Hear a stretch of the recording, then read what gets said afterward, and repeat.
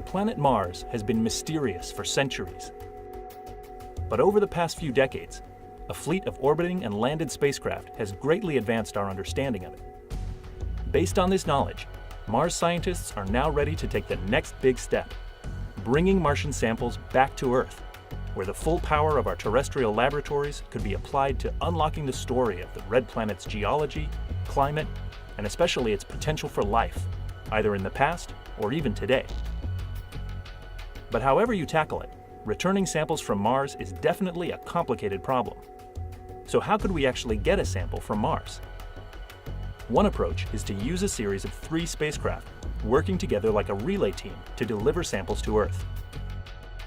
NASA's next Mars rover, currently in development and planned for launch in 2020, will acquire a set of carefully selected samples of rocks and surface material and store them in sealed tubes for possible return to Earth. NASA and the European Space Agency are now working together to explore options for a pair of missions that could take the next steps to bring these samples back. In one scenario, after the Mars 2020 rover has placed its collected samples on the Martian surface, a second follow-on mission would land nearby, deploy a small rover to fetch the samples, and bring them back to the lander, where they would be loaded into a container and placed atop a small rocket. The rocket would then lift off, carrying the samples up into Mars orbit.